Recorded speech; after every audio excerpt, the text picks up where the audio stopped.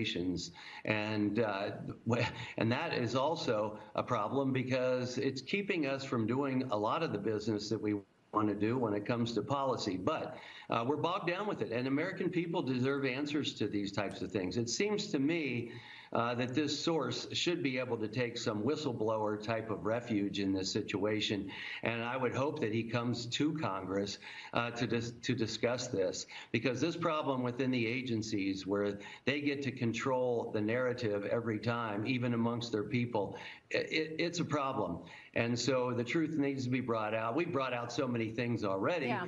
And you certainly can't argue about what Joe Biden said when he was vice president, when it came to the prosecutor ready to prosecute Burisma, where he said, I'm not giving him the aid if they don't get rid of that prosecutor. He bragged about it. That's unbelievable. Right. That's right. Yeah, that is unbelievable. So why is the Biden administration arresting this FBI informant now? The FBI has had this 4 years ago. And then Republicans discovered that it was covered up, so Biden's locking up the source to discredit it. This is the second informant Biden's arrested for blowing the whistle about his bribes. An Israeli-American citizen told the FBI about the Chinese money going to the Bidens in 2019, even before they had the laptop. He's been arrested. Take the morality out of it, Stuart. Joe Biden's a smooth operator. He got away with his family taking a lot of money over many, many years. And everybody that gets close, Trump even got too close, gets arrested. Informants, business partners, whistleblowers. They're all paying a price, but the Biden family has never paid a price. You got to hand it to the big guy. He's getting away with it.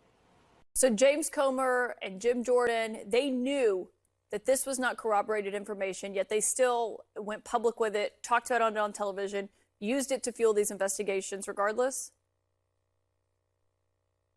That's what it appears. I certainly didn't have any evidence outside the statement itself that it was credible. And as a prosecutor for 25 years, Caitlin, I never went to the public until I could prove the reliability of a statement. And even then, the only public statement a prosecutor makes is the charging document. Let's see what the evidence is in this impeachment, if there is more evidence, before going forward. Different way. When did James Comer know this was false?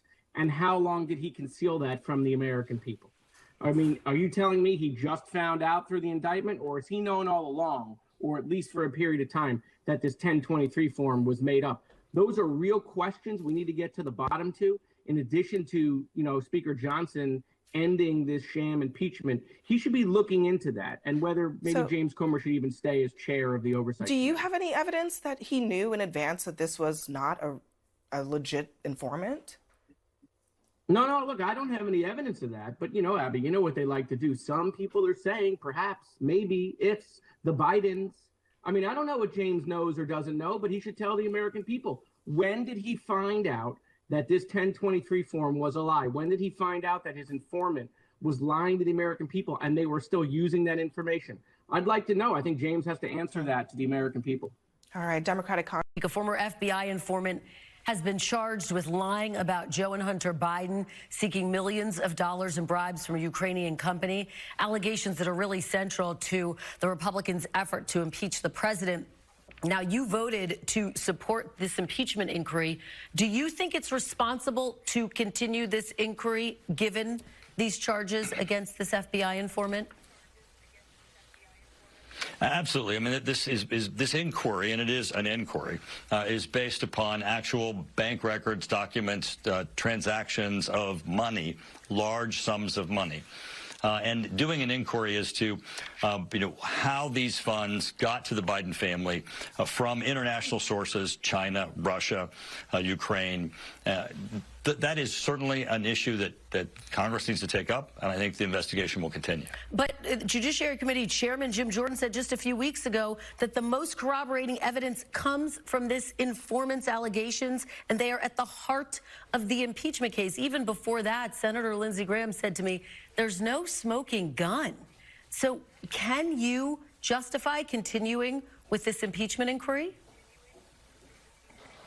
I think you have to continue until it reaches its natural conclusion. But I'm not surprised at all that a business associate and associate of the Biden family might be untruthful.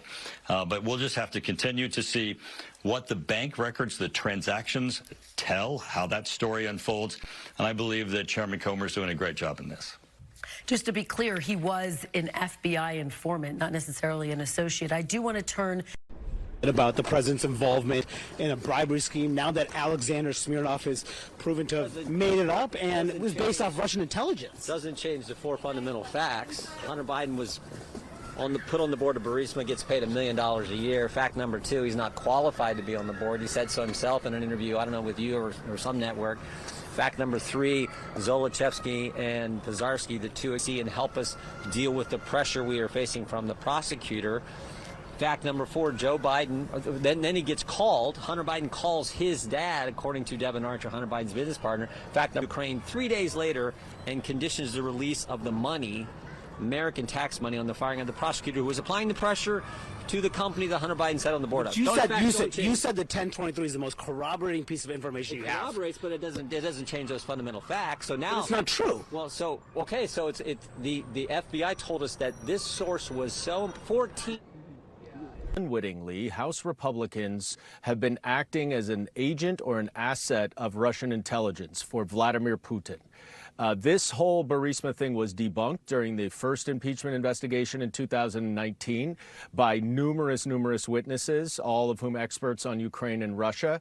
And now this 1023 materializes from a purported conversation in 2020 that is treated as gospel by the Republicans. And I would like to know whether or not Senator Grassley, who had a copy of this 1023 before the FBI ever gave it, or Chairman Comer, or Chairman Jordan, all of whom were singing the praises of this, the information provided by this source, had any idea whether or not it was completely bogus and was in fact a plant by Russian intelligence, which has been trying to meddle somewhat successfully in our elections since 2016.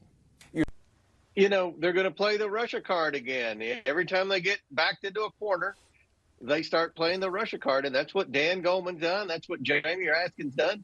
You know, they talk about the Steele dossier and all that. At the end of the What's interesting, Sean, is in 2016, it was a Russian operation, the Trump-Russia collusion. We knew that was baloney. Robert Mueller told us that. And then in 2020, the laptop was a Russian information operation. That was baloney. Who knows? Maybe this guy lied to the FBI. Maybe they're right. But I just see a pattern that seems to be developing here over the last 3 presidential elections. And I'd like to know what is wrong with the FBI. My understanding is this guy was working for the FBI as an informant for 14 years, with even having authority to break the law to get to the bottom of crimes. I'd like to understand why the FBI keeps hiring informants that they then tell us years and years later are not credible, not when it actually matters. Can you? They're coming and saying, Wolf, that this doesn't change anything. You know why it doesn't change anything? Because it never had to be true. They don't care that it's true. They wanted it to be true so bad that they birthed it. Okay, they wanted to make this the Garden of Eden of the impeachment process into Joe Biden, this $5 million that there really was never any corroborating evidence. But the Russian intelligence wanted to find useful idiots in Congress, and you know what? The American people already know this. They found them. They found them. They put it out there. Hundreds of interviews they did on television and in newspapers and on podcasts for 6 or 7 months talking about this. And it was all fake. It was all false. The impeachment inquiry should end, period. Your point he was making. Look, Smirnov was at the heart of the entire theory of the case.